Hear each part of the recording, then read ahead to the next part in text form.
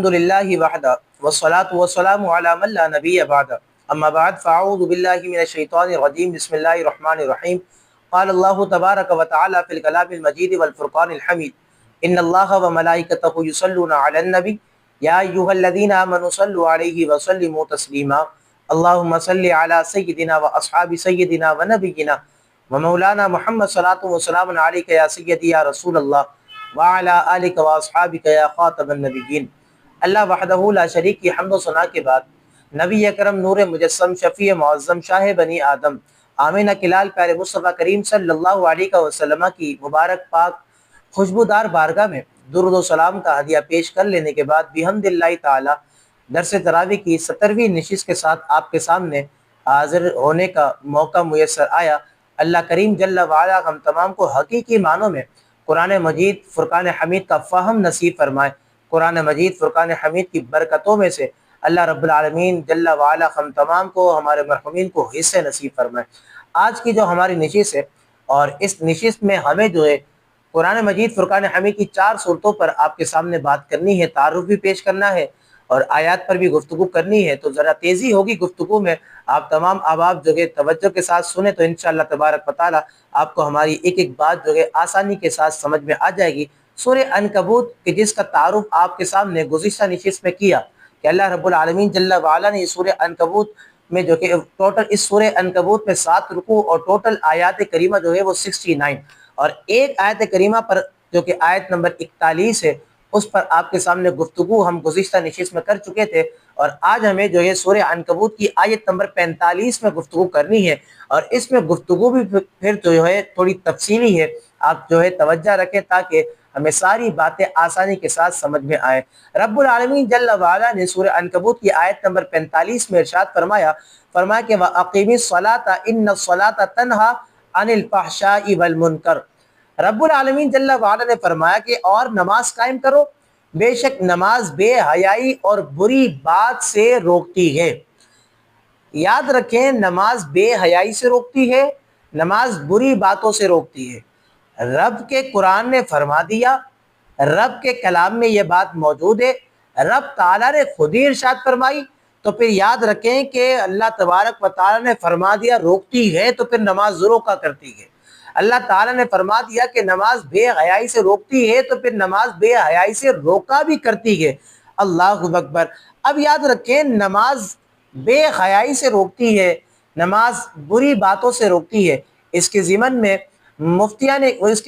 مفسرین کرام نے اس بات کو لکھا، فرمایا کہ یاد رکھیں کہ نماز انسان کو ان تمام تر چیزوں سے روکتی ہے کہ جو شرعی طور پر ممنوع ہے، یعنی کہ تمام ممنوعات شرعیہ سے جو کہ وہ نماز بندے کی حفاظت کیا کرتی ہے، نماز بندے کی جو کہ بری باتوں سے بندے کو روک لیا کرتی ہے۔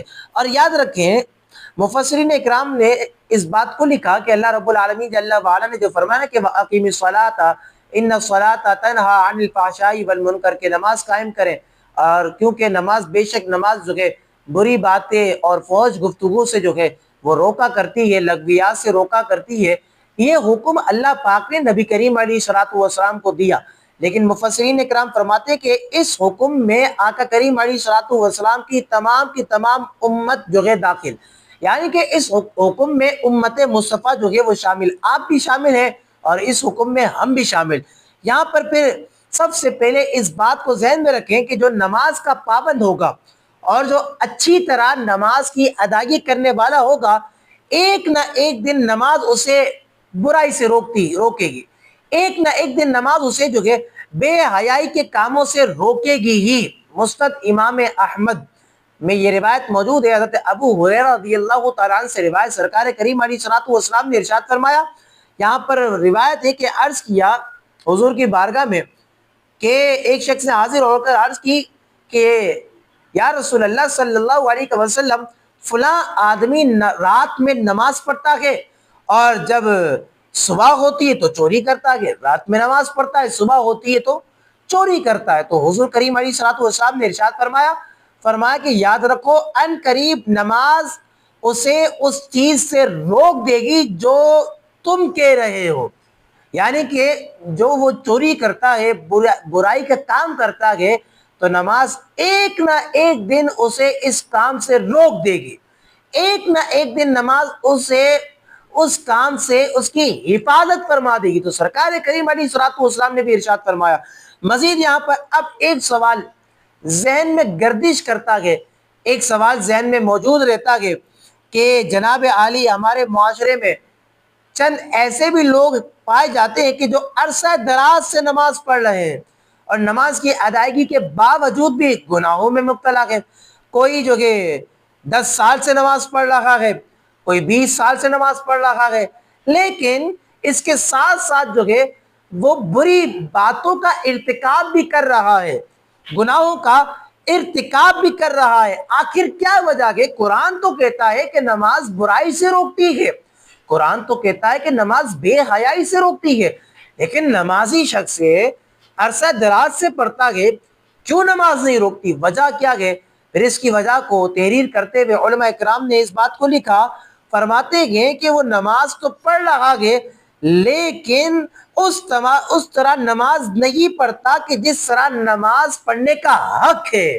جب بندہ اس کے حق کو ادا کرتا ہے تو پھر نماز بھی جو ہے اس کی حفاظت کرتی ہے۔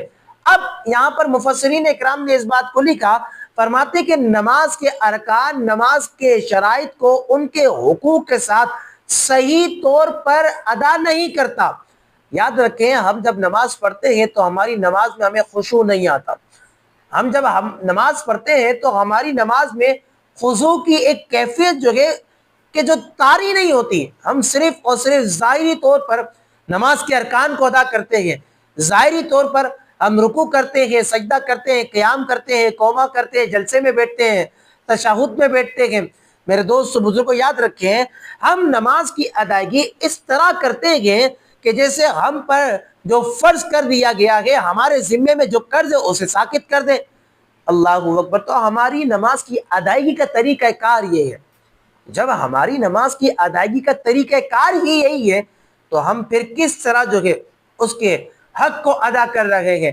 اور جب ہم نماز کے حق کو ادا ہی نہیں کر رہے کہ جس طرح نماز کو ادا کرنے کا حق ہے، تو پھر کیسے نماز ہمیں برائی سے روکے گی؟ پھر کیسے نماز ہمیں بری باتوں سے روکے گی؟ یہاں پر حضرت حسن بصری رحمۃ اللہ تعالی علیہ کا ایک قول ہے، آپ فرماتے ہیں کہ جس کی نماز اس کو بے حیائی اور ممنوعات سے جو کہ وہ نہیں روکتی، اس کی نماز نماز ہی نہیں ہے۔ اللہ اکبر۔ مزید حضرت عبداللہ بن عباس رضی اللہ تعالی عنہما سے روایت کہ نبی کریم علیہ الصلوۃ والسلام نے ارشاد فرمایا کہ جس شخص کو اس کی نماز بے حیائی اور برائی سے نہ روکے تو اسے اللہ پاک سے دوری کے سوا کچھ بھی حاصل نہیں ہوتا۔ تو رب نے جب فرما دیا کہ نماز برائی سے روکتی ہے تو نماز روکا کرتی ہے۔ اب جو شخص یہ چاہتا ہے کہ نماز اسے بے حیائی سے روکے، جو شخص یہ چاہتا ہے کہ نماز اسے برائی سے روکے، تو اس شخص پر اب یہ لازم ہے کہ جس طرح نماز کو ادا کرنے کا حق ہے اسی طرح نماز کو ادا کرے، جس طرح اس کے ارکان ہیں اسی طرح جو ہے ارکان کو ادا کرنے کا حق ہے اسی طرح ارکان کو ادا کریں، اس کی شرائط کا خیال رکھیں، اس کے فرائض کا خیال رکھیں، اور اپنے اندر خشوع اور خضوع والی کیفیت کو پیدا کریں، اپنے اندر خشوع اور خضوع کو جو کہ وہ لائیں۔ اور خشوع اور خضوع کو جب آپ لائیں گے، یعنی کہ یہ تصور کریں، یعنی نماز پڑھنے والا شخص یہ تصور کرے کہ اس کا رب اس کو دیکھ رہا ہے۔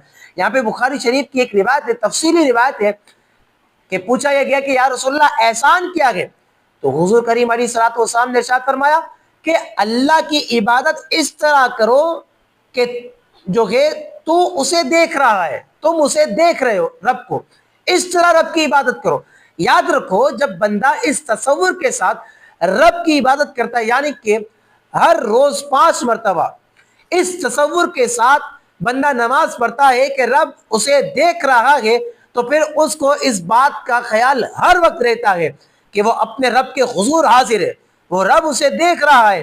اور خدا نخواستہ اگر گناہ کرنے کا ارادہ کرتا ہے یا گناہ کرنے کی لگ کیوں نہیں جاتا، لیکن کہتے ہیں علماء کرام نے اس بات کو لکھا، جب تصور اس کا مضبوط ہے تو اس کو یہ تصور کام آتا ہے کہ میرا رب مجھے دیکھ رہا ہے، جب وہ تصور اس کو کام آئے گا تو وہ گناہوں کی دلدل سے نکل کر نیکیوں کی راہ پر گامزن ہو جائے گا۔ تو نتیجتاً کیا ہوگا کہ وہ گناہوں کی دلدل سے نکلے گا اور وہ بے حیائی کی دلدلوں سے نکلے گا، وہ برائی کی دلدل سے نکلے گا، نیکی کی راہ پر گامزن ہوگا۔ تو یہی تو قرآن نے کہا کہ نماز اسے بے حیائی سے روکتی ہے، نماز اسے برائی سے روکتی ہے۔ تو بندہ اس تصور کے ساتھ رب کی عبادت کرے کہ رب اسے دیکھ رہا ہے، تو نتیجتاً جب وہ بندہ اس تصور کو جما لیتا ہے تو اللہ تبارک و تعالیٰ کے حکم سے نماز کثیر برائیوں سے اسے روک دیا کرتی ہے۔ یاد رکھیں، ہمیں یہ چاہیے کہ ہم اپنے رب سے غافل نہ ہو، چاہے ہم جو ایک خلوت میں ہو چاہے جلوت میں ہو، ہمارا تصور یہی ہونا چاہیے کہ ہمارا رب ہمیں دیکھ رہا ہے، میرا رب مجھے دیکھ رہا ہے۔ جب بندے کا یہ تصور ہوتا ہے، جب بندے کا یہ گمان ہوتا ہے، جب بندے کا یہ خیال ہوتا ہے، اور حقیقتاً بھی ایسا ہی ہے، تو رب تعالیٰ اسے جو کہ کثیر برائیوں سے محفوظ فرما دیتا ہے، وہ بندہ کثیر جو کہ گناہوں سے محفوظ ہو جایا کرتا ہے۔ تو ان الصلاۃ تنہا عن الفحشاء والمنکر، کہ نماز جو کہ بری باتوں اور جو کہ فحش چیزوں سے روکا کرتی ہے۔ تو لہٰذا نماز کے جو حقوق ہیں اس طرح جب ادا کیے جائیں تو اللہ تبارک و تعالیٰ جو ہے نماز کے ذریعے سے اس کی گناہوں سے حفاظت فرما دیا کرتا ہے۔ سورہ عنکبوت کا یہاں پر ہوا اختتام۔ اب ہم سورہ روم کی طرف چلتے ہیں۔ بالاتفاق یہ سورت مبارکہ مکی آگے، اور ترتیب مصحف کے اعتبار سے اس سورت کا نمبر 30 ہے، جبکہ نزول کے اعتبار سے 84 نمبر اس سورت مبارکہ کا ہے۔ 6 رکوع اور 60 آیات کریمہ اس میں موجود۔ روم اس کا نام رکھا گیا، مفسرین فرماتے ہیں روم یہ عیسائیوں کی مملکت کا نام ہے جس کا صدر مقام قسطنطنیہ ہے۔ اس سورت مبارکہ کی ابتدائی آیات میں یہ بھی خبر دی گئی کہ ابھی تو رومی مغلوب ہو گئے، لیکن ان قریب چند سالوں میں وہ مجوسیوں پر غالب آ جائیں گے۔ کہتے ہیں اسی مناسبت سے جو کہ اس سورت مبارکہ کا نام سورہ روم رکھا گیا۔ صرف آیت نمبر 39 اس کے ضمن میں آپ کے سامنے گفتگو کرتے کہ رب العالمین جل وعلا نے فرمایا اور تم اللہ کی رضا چاہتے ہوئے زکوٰۃ دیتے ہو، زکوٰۃ دیتے رہو۔ رب العالمین جل وعلا نے ارشاد فرمایا، یاد رکھو زکوٰۃ ہو چاہے نفلی صدقہ ہو یا نفلی عبادات ہو، فرض عبادات ہو، تمام تر عبادات میں بندے کو اللہ کی رضا کو پیش نظر رکھنا چاہیے۔ اللہ کی رضا کے پیش نظر جو ہے سارے کام کو سر انجام دینا چاہیے۔ اللہ کی رضا کو اپنے سامنے رکھنا چاہیے کہ میں زکوٰۃ دے رہا ہوں، اللہ مجھ سے راضی ہوگا۔ اللہ کی رضا کو حاصل کرنے کے لیے دے رہا ہوں، میں جو کہ نفلی صدقے کی ادائیگی کر رہا ہوں کہ میرا رب مجھ سے راضی ہو جائے گا۔ میں جو ہے نفلی نماز ادا کر رہا ہوں، میرا رب مجھ سے راضی ہو جائے گا۔ میں خیرات دے رہا ہوں، میرا رب مجھ سے راضی ہو جائے گا۔ میں فلاں شخص کی مدد کر رہا ہوں، میرا رب مجھ سے راضی ہو جائے گا۔ میں فلاں غریب کی بیٹی کی شادی کروا رہا ہوں، میرا رب مجھ سے راضی ہو جائے گا۔ میں فلاں یتیم کے سر پر ہاتھ رکھتا ہوں، میرا رب مجھ سے راضی ہو جائے گا۔ المختصر یہ بندے کو چاہیے تمام تر عبادات میں اللہ کی رضا کو پیش نظر رکھے، یعنی اس طرح کسی کو مال دے تو اس طرح دے کہ سیدھے ہاتھ سے دیتا ہے تو الٹے ہاتھ کو خبر نہ ہو۔ اللہ کی عبادت کرتا ہے اس طرح اخلاص کے ساتھ اللہ کی عبادت کرے کہ ریاکاری کا شائبہ بھی نہ آئے، صرف اور صرف جو کہ اللہ کی رضا کو حاصل کرنا اس کا مقصد ہو، اس کا گول ہو۔ جب بندہ اللہ کی رضا کو حاصل کرنے کے لیے جب تمام تر عبادات کی ادائیگی کرتا ہے تو اللہ تبارک و تعالی اس کی تمام تر عبادات کو قبول و مستجاب فرما لیا کرتا ہے۔ تمام تر عبادات کو اللہ پاک جو ہے قبولیت کا منصب عطا فرما دیتا ہے، اور جب جس بندے کی عبادات قبول ہو جاتی ہے تو اللہ تبارک و تعالی اس سے راضی ہو جاتا ہے، اللہ کے حبیب بھی اس سے راضی ہو جاتے ہیں۔ کہ یہاں پر ہوا سورہ روم کا اختتام۔ سورہ لقمان اس کے بعد آیا کرتی ہے۔ اس سورت مبارکہ میں مفسرین اکرام ارشاد فرماتے کہ آیت نمبر 27 اور 28 کے علاوہ یہ سورت مبارکہ مکی ہے۔ 4 رکوع اور 34 آیت کریمہ موجود ہے۔ اس سورت مبارکہ میں اللہ تعالیٰ کے برگزیدہ بندے حضرت لقمان بن حکیم کا تفصیلی تذکرہ جو ہے موجود ہے۔ اسی مناسبت سے اس سورت مبارکہ کا نام سورہ لقمان رکھا گیا۔ آیت نمبر 14 پر آپ کے سامنے گفتگو کرتے ہوئے صرف ترجمے پر اکتفا کرتے ہیں۔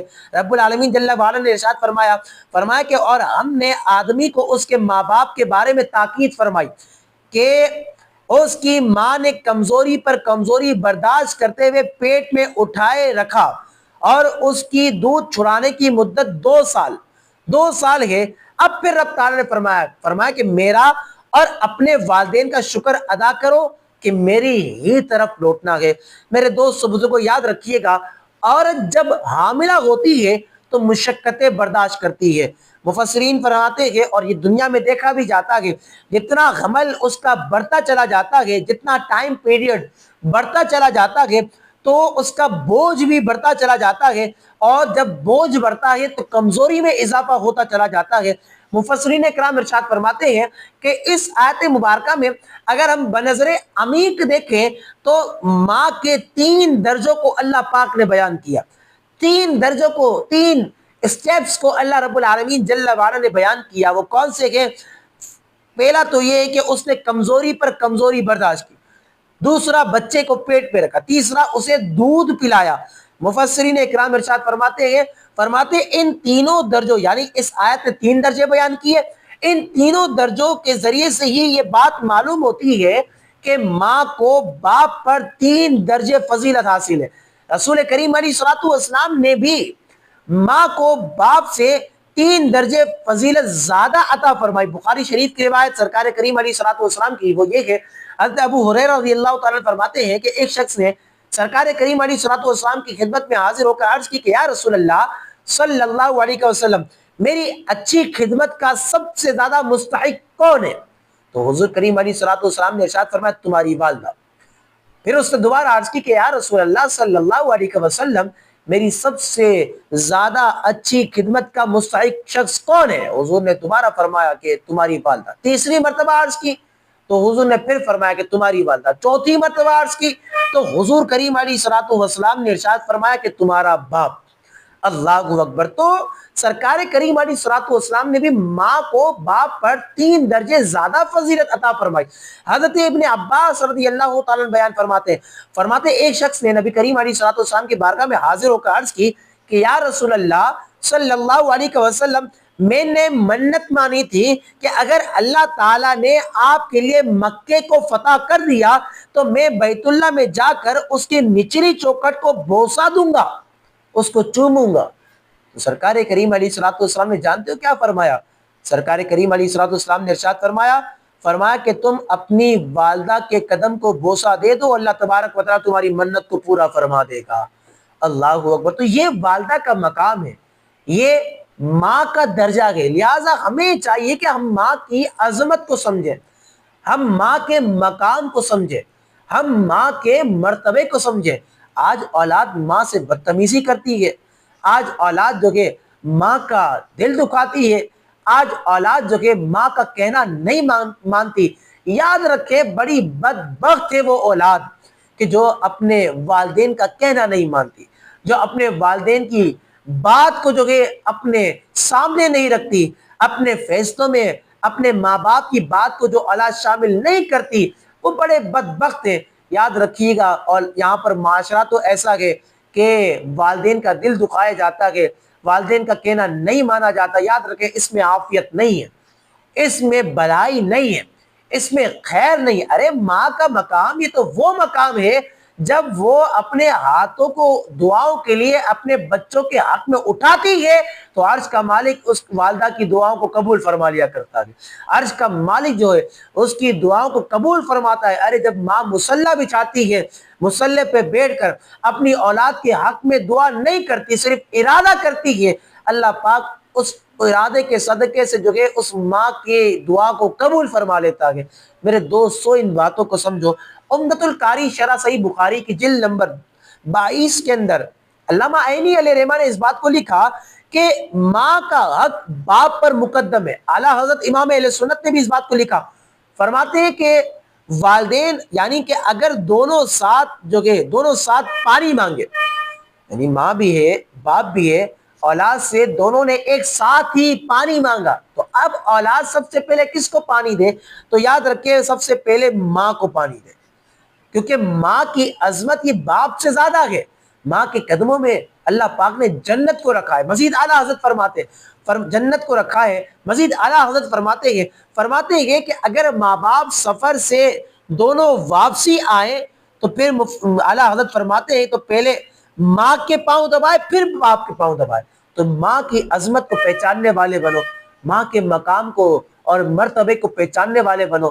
ذرا ان سے پوچھو کہ جن کی ماں نہیں ہے، ذرا ان سے پوچھو کہ جو اپنے والدین کے بنا جو ہے وہ زندگی گزارتے، یقیناً وہ جو ہے حسرت کو محسوس کرتے ہیں۔ اللہ پاک جو ہے تمام کے والدین کو سلامتی نصیب فرمائے۔ یاد رکھیں کہ والدین کی نافرمانی کرنے والے، اللہ تعالیٰ کی نافرمانی والے کاموں میں والدین کی اطاعت نہیں کی جاتی، اس بات کو بھی یاد رکھیے گا۔ یعنی کہ والدین اگر یہ حکم دے کہ نماز نہ پڑھو تو پھر ان کی بات نہیں مانی جائے گی، اللہ کی اطاعت کی جائے گی، کیونکہ نماز یہ فرض۔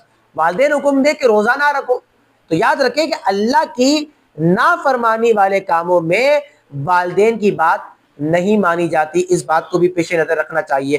اب ہم آغاز کرتے ہیں سورہ سجدہ اور صرف آخری آیت پر اس کی کلام کرتے ہیں۔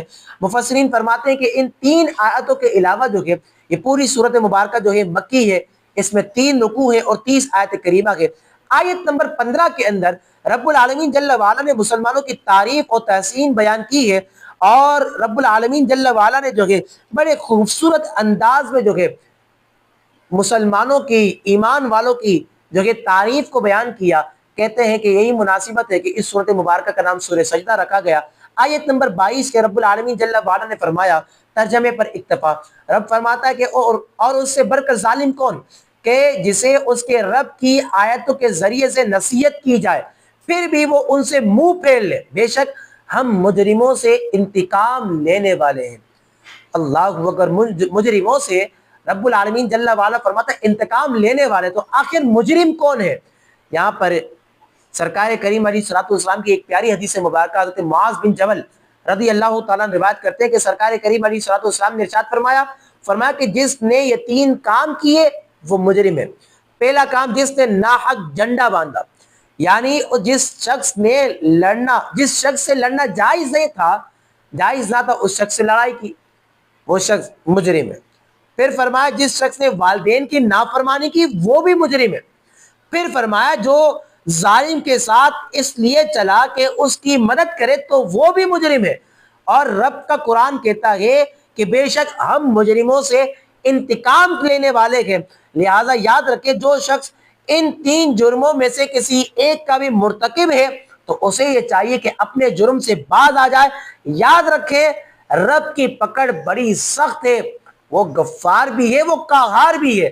لہٰذا اپنے آپ کو جو ہے اللہ تبارک و تعالیٰ کی فرما برداری والے کرنے والے کاموں کی طرف لے آئے، اللہ کی اطاعت کرنے والے کاموں کی طرف لے آئے، اللہ تبارک و تعالیٰ کو راضی کرنے والے جو کام ہیں ان کاموں کو سر انجام دینے والے بن جائیں، تو عرش کا مالک جو ہے آپ کی جو ہے قبر کو بھی سنوار دے گا، دنیا کو بھی سنوار دے گا، اور آپ کے ساتھ آخرت میں بھی بھلائی والا معاملہ ہوگا۔ اسی پر اپنی گفتگو کا اختتام کرتے ہیں۔ اللہ رب العالمین جل وعلا آپ کا اور ہمارا حامی و ناصر ہو۔ وآخر دعوانا ان الحمد للہ رب العالمین۔